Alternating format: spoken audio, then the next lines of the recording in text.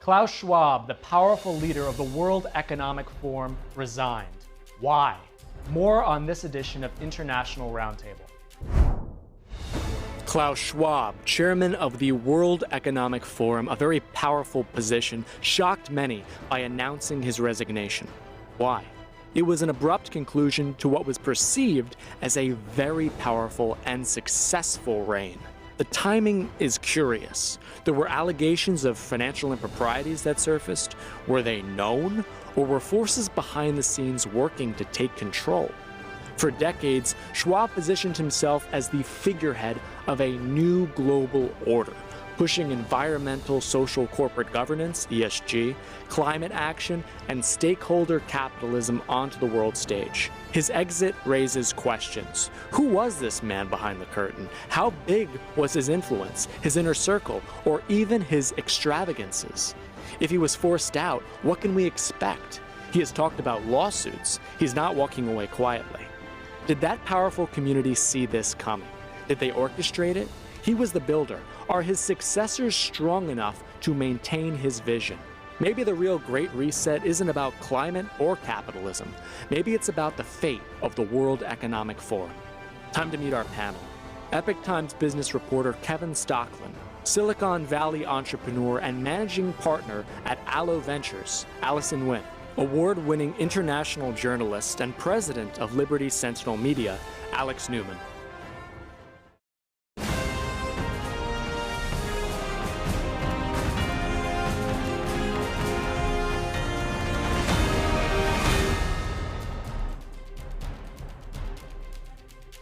Welcome to NTD's International Roundtable. I'm your host, Chris Bob.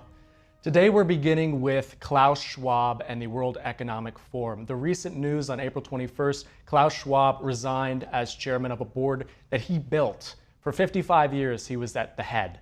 When I think of Klaus Schwab, there's one clip that comes to mind. I want you to listen to it. The future is not just happening. The future is built by us, by a powerful community as you here in this room. So that was Klaus. I'm going to introduce our panel now. We have a good team of experts here. We have Kevin Stocklin from the Epoch Times, our ESG guru. We have Allison Nguyen, who's an entrepreneur from Silicon Valley. And we also have Alex Newman, who is president of Liberty Sentinel. Thank you all for coming on. Great to be here. Thank you. Wonderful. So I want to go to former. It was at the time in 2018, President Trump went to the World Economic Forum and he addressed the forum and he met with Klaus Schwab. This is an old clip, but here's what President Trump had to say about the forum 7 years ago. It's a privilege to be here at this forum where leaders in business, science, art, diplomacy, and world affairs have gathered for many, many years to discuss how we can advance prosperity, security, and peace. Klaus, I want to congratulate you. This is an incredible group of people. We had dinner last night with about 15 leaders of industry, none of whom I knew, but all of whom I've read about for years, and it was truly an incredible group. And I think I have 15 new friends. So this has been really great what you've done in putting it together, the Economic Forum. So we have Klaus there talking about what the forum is. It's a powerful community. These people can shape the world. And then you have President Trump seeming to agree with that analysis and talking about all the people he's met. I want to go to you, Alex. What is the forum and who is Klaus Schwab? Who is the real Klaus Schwab? Well, thank you again for having me. And I don't think the impression that Klaus Schwab tried to give of himself really is accurate. He wanted to be portrayed as this kind of mastermind of this organization that was leading the transition to a new order, especially focused on the business component, but also bringing together government leaders and science leaders and labor unions and religious leaders. And he really tried to style himself as the mastermind of all this, the brains behind the whole operation. But if you go back in history and you look at Klaus Schwab, his European Management Forum was not all that significant until he hooked up with Henry Kissinger, of course, who was very close with the Rockefeller dynasty. And that's when the whole operation got supercharged. So when I look at Klaus Schwab, I see a figurehead, a front man for a much bigger operation. And when I look at the World Economic Forum, I don't see an organization that's masterminding some kind of global transition. I see an organization that has a very particular purpose. And I think the easiest way to understand it is to look at the strategic partnership they signed with the United Nations in the wake of the creation of the 2030 Agenda. A lot of these globalist leaders have talked about these global transitions requiring a three-legged stool approach. Governments obviously being one of the legs. That's the United Nations. It brings together all the national governments, religion and the social sector, and then the business sector. And so Klaus Schwab and the World Economic Forum really helped corral the business community, especially the Fortune 500, into jumping on board with this global I want to get transformation effort. Kevin's thoughts on what you just said. Kevin, do you agree with Alex? It seems that Klaus did see himself as a pioneer, a visionary for this forum where you could get leaders engaging with business leaders of countries engaging with business leaders, NGOs all coming together. What was really going on? Well, you have to, I guess, look through the phases of the WEF. So it was certainly originally founded by Klaus Schwab, and he developed this theory, which he calls a stakeholder theory, back in 1971, which was this idea which the WEF has stayed true to ever since. And that is that companies, business leaders can't just focus on generating profits and returns and serving shareholders, that they have to be responsible for bigger social goals and environmental goals. And so this maybe is not the most earth-shattering revelation, but they developed it into a manifesto by 1973. And these have kind of been the guiding principles. But it really is kind of a classic progressive point of view for the organization and for its attendees and affiliates, that we bring together the experts of the world in finance and the environment and social justice, in economics, whatever. They come to very brilliant decisions about the problems of the world. And then it really is the responsibility of the rest of the people to follow their lead. Allison, do you think they're coming to those decisions, or do you feel like this is kind of an undemocratic forum where these mandates are being foisted onto countries? Thanks for having me here. Yes, that's a great question. And so the World Economic Forum has been around longer than I've been alive. So I appreciate the recap in the history. And we don't really know the full history. It's very enigmatic, like the Enigma encryption machine, right? Like what happens behind closed doors, we don't really know, but we do know that, initially it started with noble intentions. It was, good intentions. He's really trying to find a common language between these three separate areas: religion, business, governments. They don't speak the same language. He wrote a book called Stakeholder Capital. He's developing a franca lingua to really bridge between social good through government and also business. Okay, has he succeeded in that? I think to some part, yes, and to some part, no. He has developed the platform. Has it been used and abused over time, especially by corporate greed? Well, we have to look at specific examples. We have to look at their board and their members. And so when we actually do research and a clear examination, their biggest members and contributors are the World Trade Organization, people affiliated with China, the United Nations, the World Bank. And so how do they all work together along with Larry Fink and BlackRock? What are their agendas? And so we see some of their agendas. It's very hard to see because it's not transparent and it's very expensive to attend. One of their agendas we see is the privatization of water rights, and that's being pushed by the new interim head, Peter Brabeck-Letmathe from Nestle. Nestle is one of the largest food conglomerates. It's called a big food corp, right, who is pushing this and pushing out small individual farmers, and a big proponent of, big corporate farmers and food corporation taking over things. So we need to have so my understanding at that level. My understanding of he's going to be the interim chair now, and my understanding is he made this statement where he was comparing two different ideas about how water should be managed. And this is a viral clip. He was speaking, I believe, in German, and he basically talks about water as not being a right. We should leave it up to the market. Now, if you go to the Nestle website, they actually have in their facts section, which I thought was really interesting that they would have this. No, our former CEO doesn't agree that we should own the water. But it raised questions at the time, and there's a lot of people who have that belief. You know, maybe he was speaking his mind when he gave that initial interview.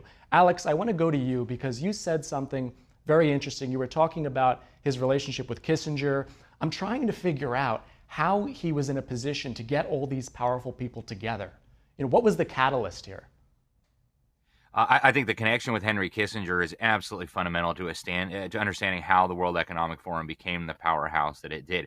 And even Henry Kissinger on his own is not the focal point of power. If you look, the Rockefeller dynasty took Henry Kissinger under their wing, and Kissinger became almost an operative for the Rockefeller dynasty, one of the wealthiest families to have ever existed in the history of humanity. And of course, Henry Kissinger was a very loyal operative for the Rockefellers.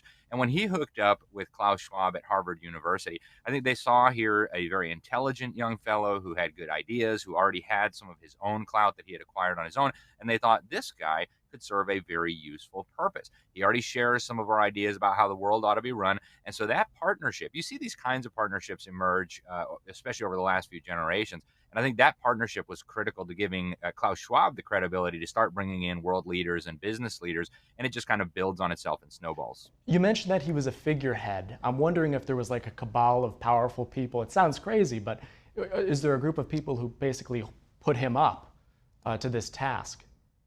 I think there absolutely was. And I don't think you can really understand global politics or geopolitics unless you understand that there are people behind the scenes who have far more influence than the people that they put on our television screens. In fact, I wrote a whole book about these guys, Deep State, the Invisible Government Behind the Scenes. And Klaus Schwab was very much one of those kinds of people. And I think the recent news proves that. If he was some sort of global supervillain mastermind, you know, the top of the food chain, the top of the pyramid, if you will, they wouldn't be right now trashing him in the media for alleged improper use of funds, improper travel. They wouldn't be trashing the leadership of the organization for the racism and the sexism and the discrimination. So that's not what they do to the real bosses. You very rarely hear, for example, about the work that the Rockefeller dynasty is doing, at least not very on the front briefly, page, not on the cable networks. We have about 30 seconds left in this segment. I want to know who is they? Who do you think these people were? Well, I think the Rockefeller dynasty is a very good place to start. There are several other families. The Rothschild family, enormously powerful in the United States. They have a very important organization called the Council on Foreign Relations. The Bilderberg Group is another. So there's a lot of these kind of secret meetings that you really don't see about in the news that are critical to understanding who we're talking about with they. You got it. When we take a break, we're going to take a break now. When we return, we're going to continue with our discussion about Klaus Schwab and go into some of the business dealings on International Roundtable. Stay tuned.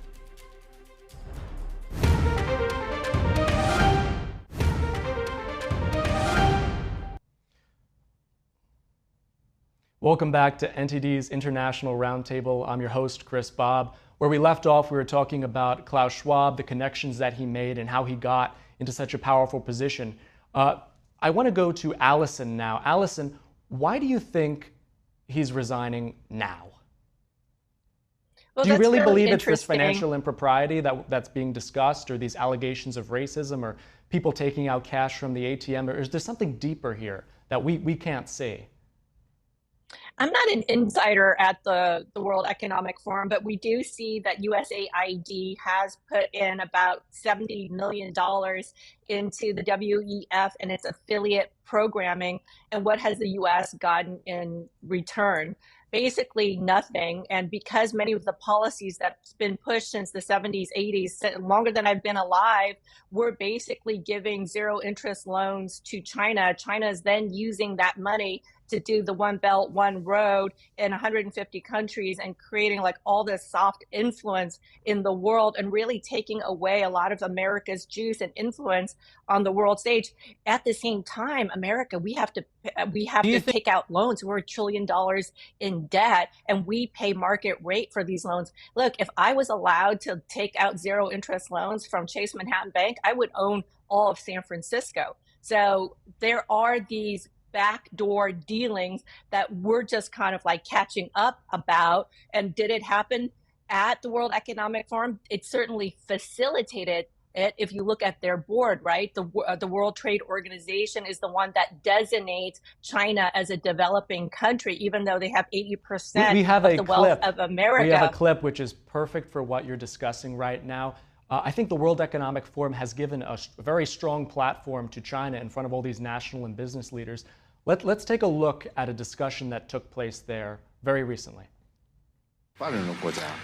China is a developing country, and so industrialization and urbanization are still ongoing in the country. Energy is a driver of this process and a primary product, and the demand continues to evolve for it.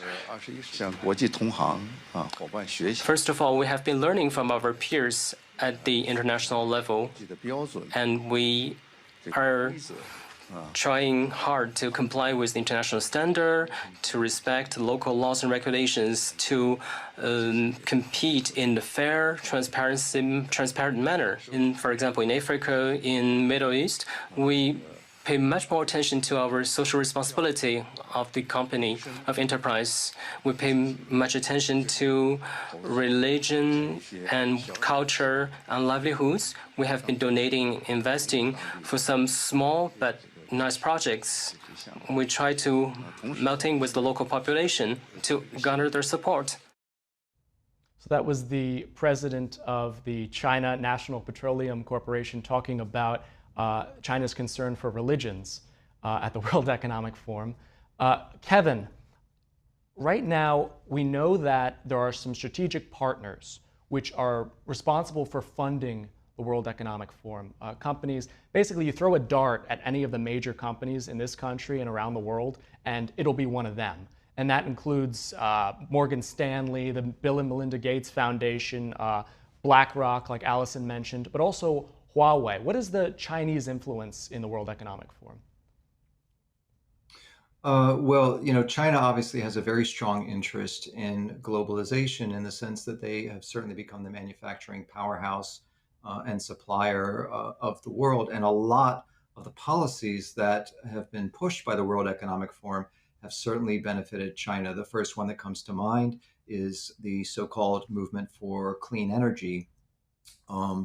China really does control these raw materials, all the minerals that go into building solar panels and wind turbines and EV batteries. Those are processed in China. Very often they were mined in China, or they're mined in other countries in Africa, like Congo, where China has basically developed and controls these mines. So that entire movement, which was heavily pushed by the World Economic Forum, was hugely to the benefit of China. Alex, what do citizens get out of these partnerships?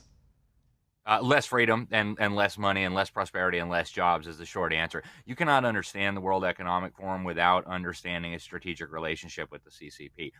They have put out in press releases for many, many years now about the critical role that the World Economic Forum played in transforming China, building up communist China's economy. And when you listen carefully, Kevin alluded earlier to the stakeholder capitalist model that Klaus Schwab articulated. Why don't you define stakeholder capitalism for us? So I think Kevin did a very good job, right? Companies are no longer supposed to just be focusing on the profits of their shareholders, which of course you earn profit by serving the needs of your customers. Now they're supposed to be worried about all these other nebulous goals and stakeholders. And the first one that Klaus Schwab mentions is always the governments, right? Why the governments? If you go to Nazi Germany, that's exactly the economic model that reigned there. Yes, you could have a private company as long as it served the government and built tanks or whatever the government decreed. So that's the model that these people want for the world. And when David Rockefeller went over to communist China in the early 1970s as part of Henry Kissinger and the liberalization of diplomatic ties, he came back and he wrote in the New York Times that communist China was incredible. He actually said the situation there was one of the social experiment there is what he called it, was one of the most important and successful in human history. So when you look at the economy there, it's not really communist anymore because you can own shares in a company, even though the CCP dominates all the major companies. It's a fascistic technocratic model that the WEF shares in common with the CCP, and that's what they want for the entire world. So, Allison, the pitch of the World Economic Forum was that international powers can harmonize, economies can harmonize, everyone can get together, we can remove barriers. But there's also a lot of mandates that have come out in the later years, you could say, of Klaus Schwab's reign. Why is this happening? Well, this is very similar to a company that I have a lot of history with, Google. In the very beginnings, very well-intentioned, don't do evil. But then as it grows over 20 years, and then, of course, with the WEF Davos, it's been around for 50 years.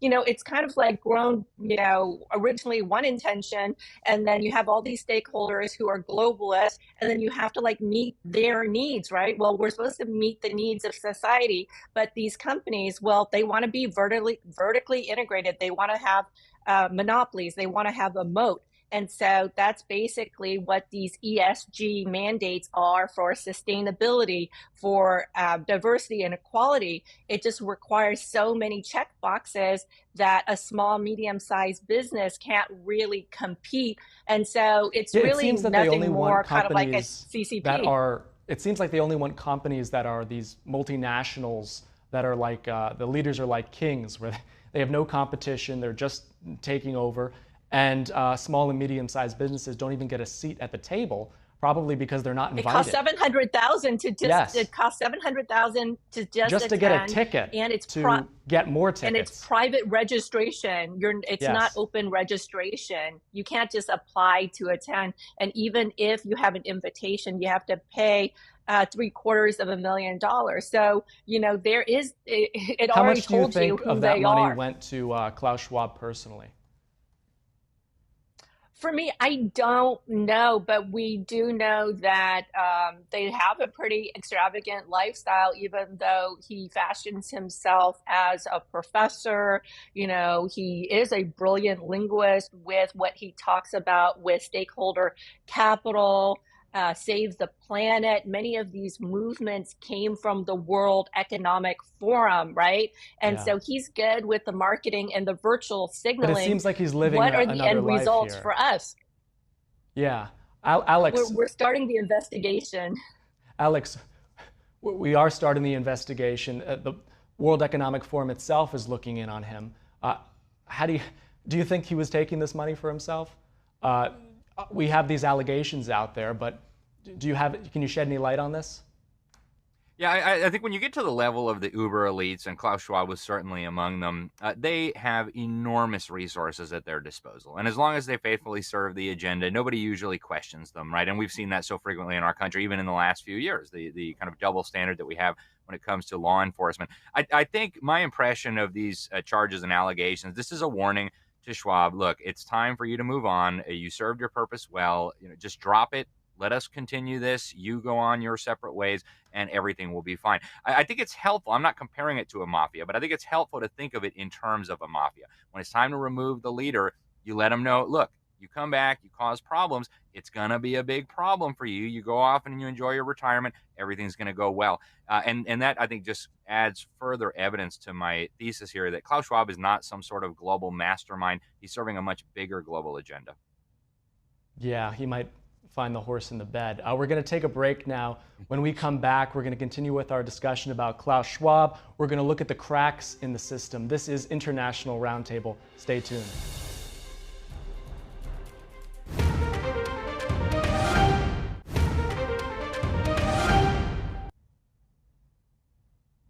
Welcome back to NTD's International Roundtable. I'm your host, Chris Bob. I'm joined by Alex Newman of Liberty Sentinel, Allison Wynn, an entrepreneur from Silicon Valley, and Kevin Stocklin, a reporter from the Epoch Times. Kevin, there are some controversies that have surfaced over the years with the World Economic Forum. I was looking over something from Euronews for their most recent annual summit in Switzerland, and they were saying that private jet flights into Davos soared about 170%.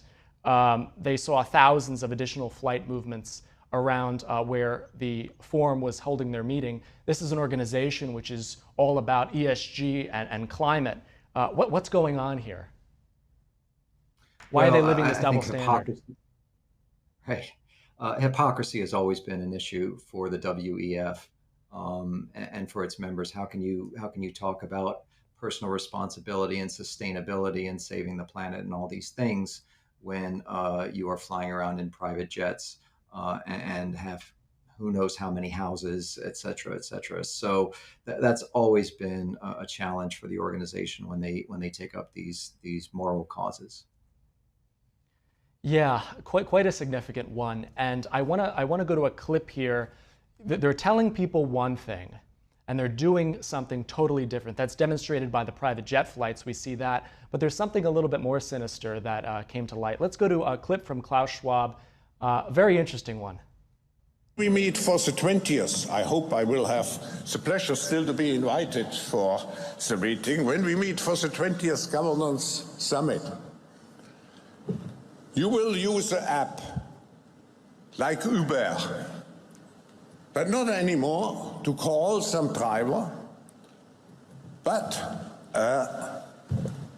automatically guided car, a self-driven car, will come to your hotel or wherever you are and will bring you to the airport. No, Los Angeles is one of the cities with the heaviest traffic, who told me in 2030 Los Angeles will be private car driven free. And this will allow to transform highways into parks and other public spheres. So, Kevin, no private ownership of cars. Is this why the ESG movement is losing momentum in the United States? Well, it's part of it, but it's very interesting to listen to the tone of that. So there's this famous phrase that you will own nothing and be happy, and that was taken up by the World Economic Forum as well. Always, this is another kind of area of extreme hypocrisy. They were always talking about the betterment of society and how they're going to serve society, but it was always directives. It was never did they ask, what do people want? Or did they open these discussions to the public, to the people that didn't have the money and couldn't fly on private jets? So the people that they allegedly were working to save or to improve their lives, they never had any say in any of this. And so I think that was always kind of an extreme level of hypocrisy that ultimately people rebelled against. It's one thing to say, you will have nothing and be happy, but people do like to own things. And that's been one of the foundations of our society, not just out of greed, but the fact that economic rights translate into political rights. And if there's no ownership of property or companies and people can't control their destiny economically, they don't have political freedoms either. Alex, I see you're nodding. Why are so many government leaders continuing to attend this forum when this is so unpopular with their citizens? Well, I think at this point, the forum has become a very important gathering place where it's important to be seen. The business community in your country wants to know that you're there representing their interests. And so in some ways, it's almost become mandatory. We see even Donald Trump, who's been very hostile publicly to a lot of these agendas that they're supporting. He makes the mandatory appearance there from time to time, including this year. He came in remotely and gave a speech where he did attack some of their agendas, but he still attended. So I think that's very important. But as we're talking about this, I'm reminded of what Benito Mussolini used to describe fascism, and that was a merger of state and corporate power. And I think that's what we're seeing here. Yes, it appears to be in retreat in some ways, but I think it would be very naive to think that globalism is truly in retreat.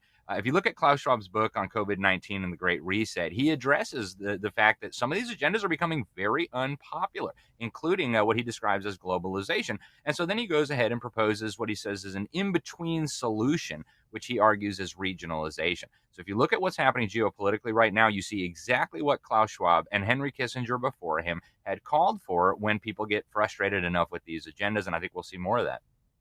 Allison, there is some pushback, populist pushback against globalism. Do you think this is a temporary correction, or do you think that this is going to stick?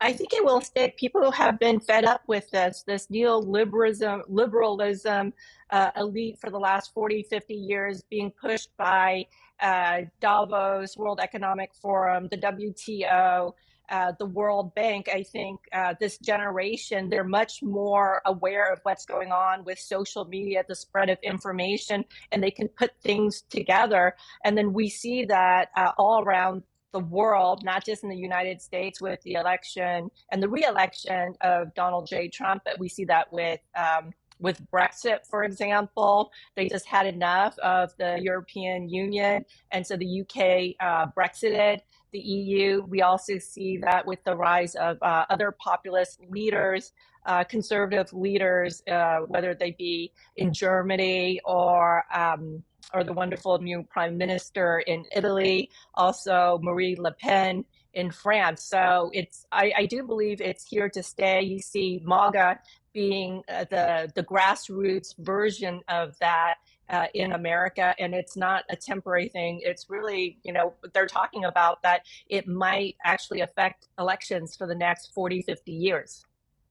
Alex, do you think we're going to see any changes at the Forum in response to this? Do you think they're going to change their tune, or are they just going to shuffle a few people around and hope no one notices?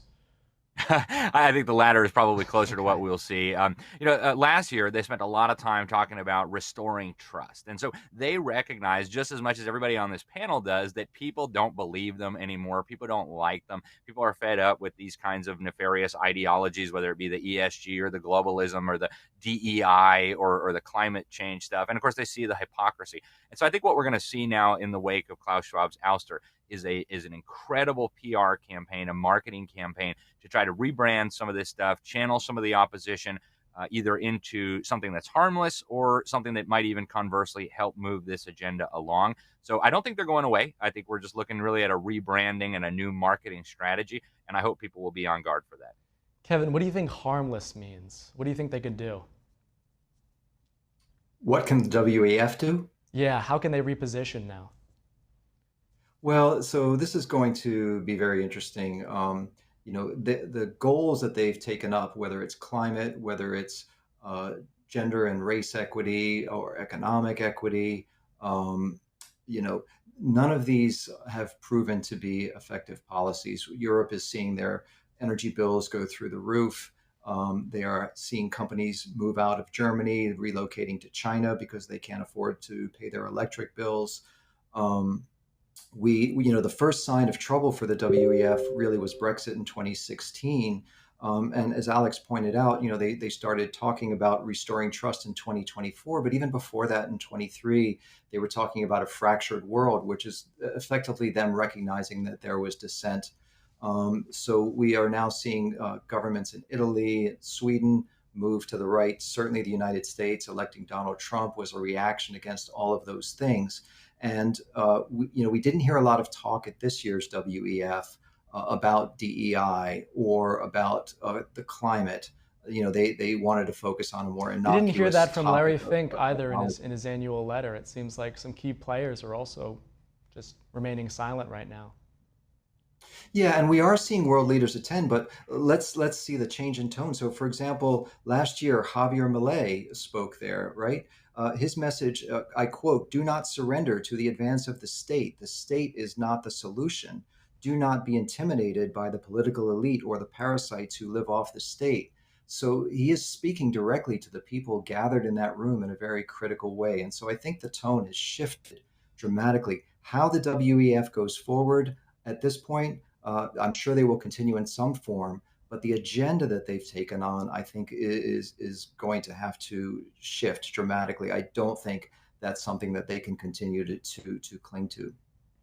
And it just so happened that this year the inauguration coincided with the meeting, so a lot of the Magnificent Seven, their CEOs weren't there. A lot of G7 leaders were not there as well. I think only one from Germany, but then his party lost favor. So it's going to be interesting to see who goes next year.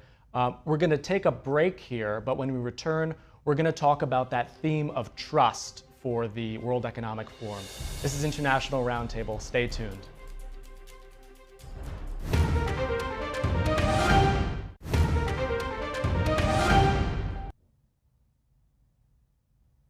Welcome back to NTD's International Roundtable. I'm your host, Chris Bob. We're continuing our discussion about the World Economic Forum. Klaus Schwab, he's out. Allison, what do you think that the people responsible for the ousting of Klaus Schwab hope to gain by getting rid of him? If the whole organization, my understanding is correct, if it's all based on him, this was his child, if it's legitimate based on him, does it become illegitimate? How can we trust it? Yeah, that's a really good question. I'm not part of the WEF. I know plenty of people from Silicon Valley who attend, and I think like what they're doing is kind of like too old school. It's not grassroots enough, and they're losing influence. Yes, there could be corruption. I do know that Jeffrey Epstein attended Davos. He had a chalet nearby, so there could be some connections with that. We don't know. It's just speculation and conspiracy at this point. What we do know is that a lot of their policies cost trillions of dollars, and we have pennies in savings. So those are facts. Facts matter.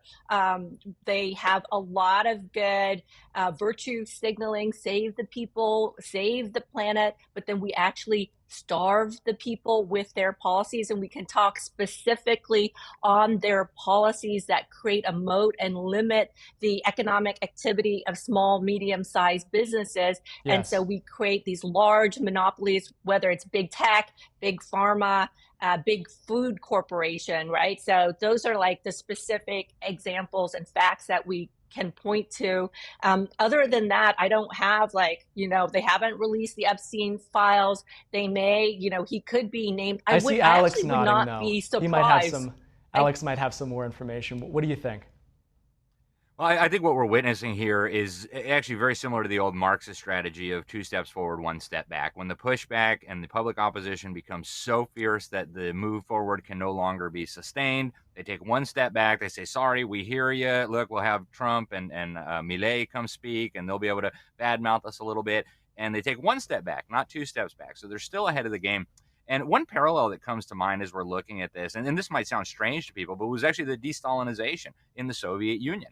After Stalin, the Soviet regime, if you will, tried to paint Stalin as the bad guy, and all the abuses were all Stalin's fault. We didn't have anything to do with that. And so Klaus Schwab would make a nice, convenient fall guy. People don't like him. He's not very savory. And so there'd be a very easy way to kind of rebrand the World Economic Forum. Look, we got rid of the evil villain. Now we're much more progressive. But I think one of the key things that the World Economic Forum has talked about that we need to always remember is they use crises to advance their agenda. I've covered this very extensively in my reporting at the New American Magazine. And Klaus Schwab himself talked about a poly crisis or the climate crisis. So there will be another crisis. And just like we saw with COVID-19, the World Economic Forum will try to come to the fore. So be on guard, folks. Kevin, what do we know about the interim chair, the former CEO of Nestle, Peter Brabeck-Letmathe? I'm probably butchering that name. What do we know about him? Yeah. Well, I find it very telling that he comes from Nestle. Alex makes a great point about the use of crises, but the other thing that the WEF and this movement likes to use is leverage or pressure points. So I saw a presentation back years ago when they were still willing to say the quiet part out loud, and they say, well, look, how are we going to redo food supply so it's more sustainable or emits less CO2? And we can't go to all these farmers. There's hundreds of thousands of those. We can't go to all the consumers. We're going to go to the food companies. We're going to go to the Nestle's of the world. We're going to go to Tyson and Cargill and companies that really control the processing and the sale of food. And that's how we're going to control the food industry. And they did the same thing with finance. We can't talk to individual investors or shareholders. We're going to go to BlackRock. We're going to go to Bank of America and JP Morgan and big insurance companies. So I find it very telling that the new chairman is coming from Nestle, which is one of the key pressure points for the food industry. And also a Swiss insider. It's very much in line with their approach. And who's been there for quite a while. Allison, you were talking about briefly some of the specific policies that have been very destructive that came out of the World Economic Forum. You could just pick one. Give the audience some understanding about what's going on over there. Yeah, we can deep dive into a number of them. One of them is the zero interest loans to China. And so we can actually look what China is doing. Oh, well, yes, it's great soft influence. They're building infrastructure in these developing countries, but are they? So they spent $5 billion to build a deep sea port off the coast of South America. I believe it was in Peru. And then what they do there in exchange for that is they have all the gas, the oil, drilling rights, not just in the port, but throughout the country. And they also have the fishing rights all around the northern coast of South America. And so we see with satellite mapping, my girlfriend founded Google Ocean. So just for fun, we look at the satellite imagery and like how they're fishing. They're doing these very unethical, like factory style fishing where they just basically rake the entire ocean floor. They're catching whales, dolphins, processing everything. And they're strip mining our oceans. They're strip mining the beautiful mountains in many of these countries in Peru, Southeast Asia, and also Africa. So specifically from the outside, it seems like it's done for the good of these developing countries. And by the way, the U.S. is paying for it because the U.S. is the main funder of the World Bank. And so when we follow the money trail on the corporate directors and the main backers of Davos, it is USAID and China. Yeah, and China, of course, another developing nation. Let's talk about, I want to get 1 minute from each of you. It would be really helpful. Do you see a utility in the World Economic Forum? Should it be kept? I know you don't have the power, Allison, but what's the utility of having this forum? Should it stick around? Should it be reformed? So should it be reform or should we have a revolution and just burn down the village? Or is there something there? Are there good bones to the Swiss Davos chalet? And we could, it's open for business. And can we create a golden buffet for everyone to eat and not just the elites? I do think it's an important platform. And what he's done is important. Like we talked about creating this common language, this enigma. I mean, he is German, like an encryption machine, because the way that government works, it's very cryptic. And the way these large businesses work is very cryptic. And so he was able to do the stakeholder capitalism and create a platform. It was like a social media before social media. So there is utility these three separate groups in were that, able to in talk. having Yes, everyone there speak is. the same language. Kevin, what do you think? Well, it's very much a European tradition, as Alex pointed out, that industry should collaborate with government, and that is, communism and fascism and National Socialism, etc. In the U.S., we believe those should be separate entities. So there are problems with these continuous gatherings of industry and government officials to make plans, but there's also problems with industries gathering between themselves. Collusion against any industry is illegal according to U.S. antitrust law. So for banks or insurance companies or asset managers to get together and figure out how they're going to take out the oil industry or the coal industry, all of that is illegal. And I think you now have a Department of Justice in the United States that's willing to prosecute that. And that's why you have seen so many banks and insurance companies and asset managers flood out of these net zero climate clubs that the UN set up. And I think the World Economic Forum could ultimately become a target as well. And Alex, what are your thoughts? Burn it down, like Allison said, or keep it because it has good bones, like she also said? In my opinion, it's a very dangerous institution. And again, it starts with this dangerous fundamental presupposition that government and business ought to be working together. I think historically in the West, in the United States especially, the relationship between government and business was somewhat adversarial. And I think that's actually a good thing for citizens and for consumers. I think we need to go back to that. But at this point, it's almost inevitable that something like this will exist because government has gotten so huge. When government determines winners and losers in an economy, when government controls trillions of dollars in funding streams, all of the big companies recognize that their continued success depends on good relationship with government, not just government, but governments. And so if we reduce the need for that by shrinking government back to its legitimate functions, the desirability of an institution like the World Economic Forum will diminish, and I think all of humanity would be better off because of it. As things stand now geopolitically, maybe one more, If it does go away, will these meetings turn secret? At least with the World Economic Forum, all this stuff is out in the open, kind of. Sort of, yeah. And the secret meetings are happening right now. The World Economic Forum is kind of the public-facing one, but there are many, many gatherings of many of the same individuals, by the way, that happen behind closed doors that for many years they even denied were taking place. Bilderberg is one of the premier examples. I've followed them around the world for some years. So, going behind closed doors would not be helpful to anybody. Transparency is good, but ultimately I think this is a very dangerous program. Okay. Allison, just very quickly, what do you think? Secret? I saw you nodding. Well, I do think that it's really good to have everything out in the open, because if we shut it down, we burn it down, then they reform in more nefarious closets, and we see that with the French Revolution. That's a concern that we have it's to a huge look at concern. There. Yeah. So that's all we have for you today on International Roundtable. I want to thank each of our panelists. We have Alex Newman from Liberty Sentinel. We have Allison Wynn, great investor from Silicon Valley. And we also have, from the Epoch Times, our sister media, Kevin Stockland. Thank you so much for joining us on International Roundtable. Thank you. Thank you, Chris. Thank you.